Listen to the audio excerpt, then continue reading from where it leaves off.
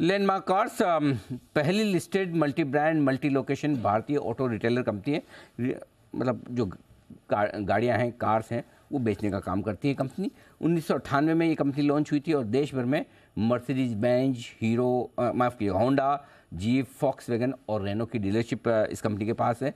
और इस साल जून तक के जो आंकड़े हैं मेरे पास में, उसके मुताबिक 8 राज्यों में 115 से ज़्यादा आउटलेट लैंडमार्क कार्स के हैं। आइए मैं आपकी मुलाकात करवाऊँ कंपनी के प्रमोटर और एग्जीक्यूटिव चेयरमैन संजय ठक्कर साहब हमारे साथ कार्यक्रम में शामिल हो रहे हैं। सर ने सिडनम कॉलेज मुंबई से कॉमर्स में ग्रेजुएशन किया और 1998 में लैंडमार्क ग्रुप की आपने स्थापना की है। 20 साल से ज़्यादा का लंबा गहरा अनुभव ठक्कर साहब का है इस पूरे बिजनेस का। 12 अगस्त को कंपनी के नतीजे आए थे। नतीजे में इस बार थोड़ी सी रेवेन्यू में भी कमी दिखी है, कामकाजी मुनाफे में भी मुनाफा भी घटा है, तो थोड़ी सी धीमी रही है ये तिमाही। इसी की वजह सबसे पहले जानते हैं। ठक्कर साहब, बहुत बहुत स्वागत है सर, धन्यवाद समय देने के लिए। सबसे पहले समझाएं सर, क्या वजह रही कि इस तिमाही में थोड़ा सा नंबर्स आपके पिछले साल के मुकाबले में कम दिख रहे हैं? हाँ जी। हमारा जो बिजनेस है, आपने ठीक फरमाया। हमारा जो बिजनेस है वो एक्चुअली दो हिस्सों में बांटा जाता है।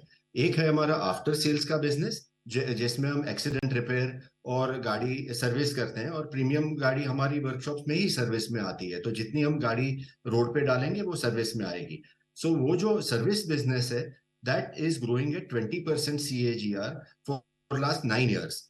लास्ट ईयर हमने 750 करोड़ का आफ्टर सेल सर्विस बिजनेस किया था, जिसमें 18% EBITDA मार्जिन, 40% ग्रॉस मार्जिन है। ये बिजनेस वापस लगभग 12% इससे बढ़ा है।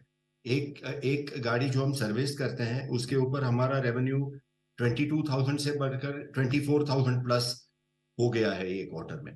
That part of the business is stable and growing as planned. बाकी जो सेकंड हिस्सा जो हमारा है, that is for of sales, जिसके लिए हम डिपेंडेंट है हमारे ओईज, हमारे प्रिंसिपल के ऊपर, कि वो जो अगर सप्लाई आता है, then only we are able to sell these cars. Now the good news is that the demand which is वो हमारी बरकरार रही है for premium and luxury cars. Industry भी ग्रो हो रही है। नहीं तो ठक्कर साहब, एक मिनट, मैं आउटलुक आपसे पूछूं उससे पहले एक मिनट। तो बेसिकली आपके दो बिजनेस मॉडल है। एक तो जो भी गाड़ी खरीद ली, जैसे मैंने गाड़ी खरीदी, खरीदने के बाद मैं जब भी आपके पास सर्विसिंग पर लेकर आऊँगा तो उसके जो चार्जेस होते हैं उससे आपकी कमाई होती है, वो बिजनेस फर्स्ट क्लास चल रहा है, बढ़िया। 18-20% के मार्जिन है, 20% की ग्रोथ है, कोई दिक्कत नहीं। दूसरा आप कह रहे हैं जहाँ समस्या है वो ये कि गाड़ियाँ ही आपके पास कम आ रही, इसलिए आप कम बेच पा रहे हैं, ऐसा? अच्छा। हाँ जी, हाँ जी। मैं आपको एक दो एग्जांपल उदाहरण दूं तो आपको पता चलेगा।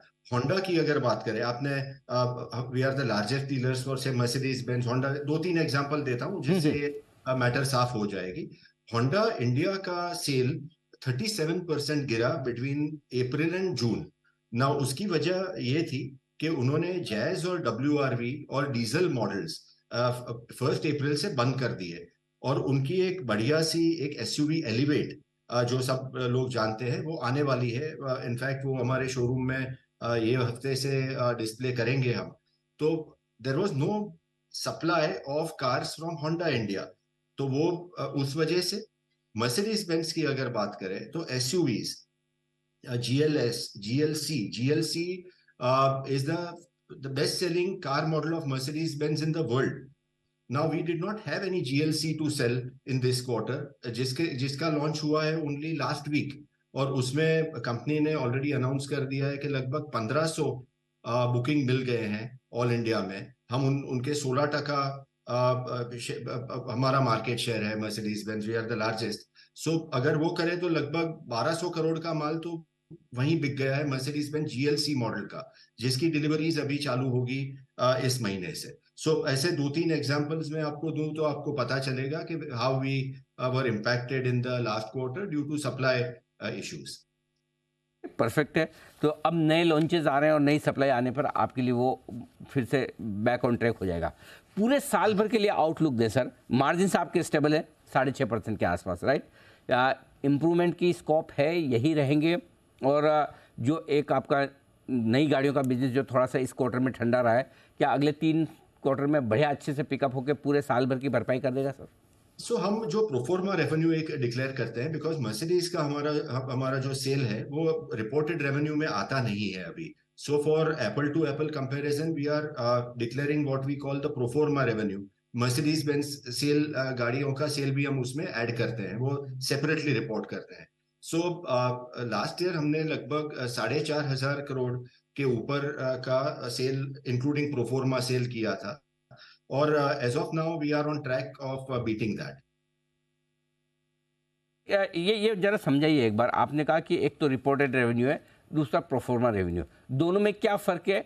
और आपके जो शेयर होल्डर्स है, इन्वेस्टर्स है, उन्हें कौन सा वाला देखना चाहिए? प्लस आप जो रिपोर्ट करते हैं, जैसे इस क्वार्टर के लिए आपने रेवेन्यू बताया भाई कि 694 करोड़ का है, इसमें कौन सा रेवेन्यू, प्रोफोर्मा रेवेन्यू है या रिपोर्टेड रेवेन्यू है? सो यहाँ ये रिपोर्टेड रेवेन्यू है जिसमें सिर्फ मर्सिडीज बेंज का कमीशन इसमें ऐड होता है जो हमें मिलता है, और ये जो रिपोर्टेड रेवेन्यू और जो प्रोफोर्मा रेवेन्यू है उसमें मर्सिडीज बेंज गाड़ियों की जो बिक्री हुई है वो सेल वैल्यू भी ऐड होती है। So from 1st October 2021 Mercedes Benz started billing directly to the customer, तो वो हमारे बुक्स में टच होना बंद हो गया। बट एक्चुअली तो हमें जो कमीशन मिल रहा है that is on the value of cars that we sell. या तो एक मिनट सर, हमारे दर्शक अच्छे से समझ जाए इसलिए मैं आपको पूछ रहा हूँ। पहले ऐसा होता था कि जो भी मर्सिडीज आपको गाड़ी भेज रही है, आप बेच रहे हैं, तो आप पूरी गाड़ी की वैल्यू ले लेते हैं, वो सेल्स में आ गई, राइट? अब मर्सिडीज बोलती नहीं, हम तो कस्टमर को डायरेक्ट बेचेंगे, आप अपना कमीशन ले लो, तो आपके पास खाली कमीशन आता है। 694 करोड़ में खाली मर्सिडीज जैसा है जिसका कमीशन आ रहा है, बाकी सारी गाड़ियाँ आप जितने में बेच रहे हो वो आ रहा है, करेक्ट? हाँ जी, सो बाकी सब ब्रांड की गाड़ियां और मर्सिडीज का कमीशन इज द रिपोर्टेड। ये कब से हुआ बदलाव सर? ये चेंज कब से हुआ है? ये 1st October 2021 से बदलाव हुआ है। ओके ओके ओके, ठीक बात है। तो ये एक बदलाव है और इसलिए आप इसको रिपोर्टेड रेवेन्यू पर अभी आज कर ले रहे हैं। ओके, परफेक्ट है। अच्छा सर, अब ये बताएं कि डिमांड किस तरह से है? लोग कह रहे हैं कि भाई लग्जरी गाड़ियों की बड़ी डिमांड है, न सिर्फ नई गाड़ियों की, वो रीसेल में भी बड़ी ज़बरदस्त डिमांड चल रही है, जरा उसका आइडिया दें। हाँ जी, सो अगर आप फर्स्ट क्वार्टर इंडस्ट्री का देखें तो इंडस्ट्री हैज ग्रोन। कई लोगों को ये एक दहशत थी कि ये पेंट अप डिमांड है लास्ट ईयर और ये डिमांड सस्टेन होगी या नहीं होगी। Now the good news is that the demand is sustaining. ऐसा नहीं है कि ये कोई पेंट अप डिमांड थी और आगे चल के पूरा गिर गई। So India has become the third largest market in the world, और प्रीमियमाइजेशन की तरफ ये पूरा directionally it is again for premiumisation and luxury cars. अभी 18 तारीख से यानी कल से एक्चुअली वो अच्छा श्रावण मास भी, I think that's what starts. There is a inauspicious period till today, और एक 2-2.5 महीने का एक फेस्टिव पीरियड हमारे सामने है। तो ये एक पता चलेगा कि इसमें किस तरह की डिमांड रहेगी। As of now I am optimistic कि the demand will be significantly higher. Let's hope for the best. ठीक बात है। अच्छा सर, नए कुछ और शोरूम्स खोलने का इरादा है इस साल? कितने और बढ़ाएंगे सर? सो हमारा फोकस ये रहेगा कि सेम शोरूम से हम उसको ज्यादा स्वेट करें, स्वेटिंग दी एसेट जो बोलते हैं। सो शोरूम तो हमने ऑलरेडी इस क्वार्टर में कुछ 6 या 7 हमने आउटलेट्स खोल दिए हैं। जहां प्रॉफिटेबल ग्रोथ हमें दिखेगी वहां कोई कमी नहीं रहेगी, कोई ऐसे टारगेट लेके नहीं चलते हैं हम। इसी शोरूम से हमारी यूथ कार भी बेचना चाह रहे हैं। सो ये रेवेन्यू एक नया एक हम यूथ कार का भी डिपार्टमेंट खोल रहे हैं जो इसी शोरूम से करने के लिए हमारी कोशिश रहेगी। मैं भी बड़ा इंटरेस्टेड हूँ। यूथ कार मतलब क्या क्या है ऐसा खास उसमें हमारे लाइफ? बहुत बहुत खास है। अब मैं अनिल जी ये आपको बताऊं, ये हमारी एक यूनिक बिजनेस मॉडल हम चालू करना चाह रहे हैं, करने जा रहे हैं। पहले क्या था, आप अगर लास्ट 4-5 साल की अगर बात करें तो आपको पता चलेगा कि एक स्टार्टअप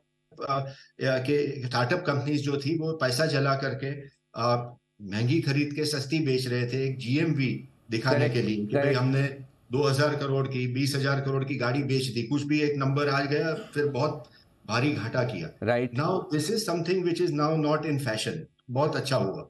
हम जो करने जा रहे हैं, हमारे पास हमारे ही कस्टमर आ रहे हैं सर्विस में। आज every day we are getting approximately 1,000 cars in service in different brands of our different location. तो उसी को हम इवेल्युएट करेंगे गाड़ी को, यानी हमारा कोई एक्विजिशन कॉस्ट नहीं होगा। वही कस्टमर को हम अपग्रेड ऑफर दे देंगे ईएमआई के जरिए, एंड गाड़ी हम बाय करेंगे वही ब्रांड की जिसको हम रिप्रेजेंट कर रहे हैं।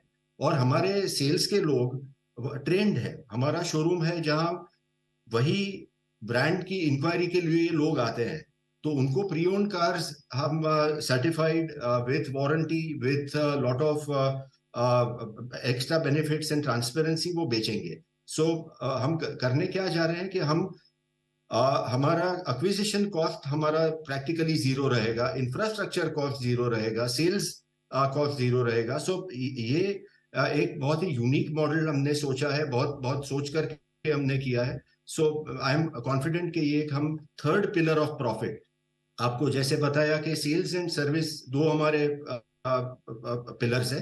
Hopefully after a year when I come on your channel, तो आप ये थर्ड पिलर के लिए भी हम बात करेंगे। अरे सर बिल्कुल, लेकिन बात तो करेंगे, लेकिन एक साल थोड़ी, हम बीच में भी आपको बार बार लगातार बुलाते रहेंगे, मुलाकात करेंगे आपसे बिल्कुल।